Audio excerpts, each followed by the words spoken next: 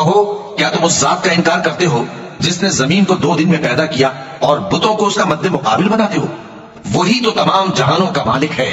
اور اسی نے زمین میں اس کے اوپر پہاڑ بنائے اور زمین میں برکت رکھی اور اس میں سامان معیشت مقرر کیا، سب 4 دن میں اور تمام طلبگاروں کے لیے یکساں۔ پھر وہ آسمان کی طرف متوجہ ہوا جبکہ وہ دھواں تھا، تو اس نے اس سے اور زمین سے فرمایا کہ دونوں آؤ، خواہ خوشی سے خواہ ناخوشی سے۔ انہوں نے کہا کہ ہم خوشی سے آتے ہیں۔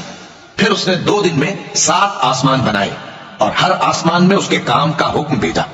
اور ہم نے آسمان دنیا کو چراغوں یعنی ستاروں سے سجایا اور شیطانوں سے محفوظ رکھا۔ یہ اسی زبردست باخبر کے مقرر کیے ہوئے اندازے ہیں۔ پھر اگر یہ منہ پھیر لیں تو کہہ دو کہ میں تم کو ایسی چنگھاڑ کے عذاب سے آگاہ کرتا ہوں جیسے عاد اور سمود پر چنگھاڑ کا عذاب آیا تھا، جب ان کے پاس پیغمبر ان کے آگے اور پیچھے سے آئے کہ اللہ کے سوا کسی کی عبادت نہ کرو، تو وہ کہنے لگے کہ اگر ہمارا پروردگار چاہتا تو فرشتے اتار دیتا، سو جو تم دے کر بھیجے گئے ہو ہم اس کو نہیں مانتے۔ اب جو عاد والے تھے وہ ناحق ملک میں تکبر کرنے لگے اور کہنے لگے کہ ہم سے بڑھ کر قوت میں کون ہے؟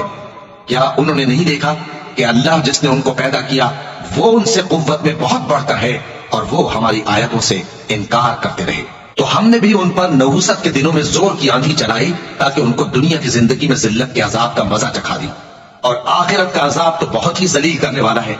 اور اس روز ان کو مدد بھی نہ ملے گی۔ اور جو سمود والے تھے ان کو ہم نے سیدھا راستہ دکھا دیا تھا، مگر انہوں نے ہدایت کے مقابلے میں اندھا رہنا پسند کیا،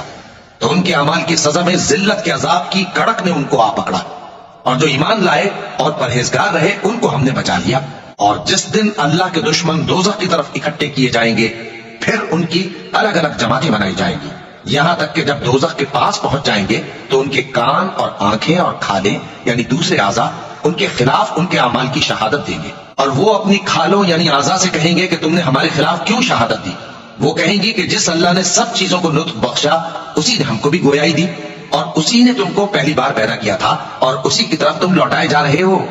اور تم اس بات کے خوف سے تو پردہ نہیں کرتے تھے کہ تمہارے کان اور تمہاری آنکھیں اور کھالیں تمہارے خلاف شہادت دیں گی،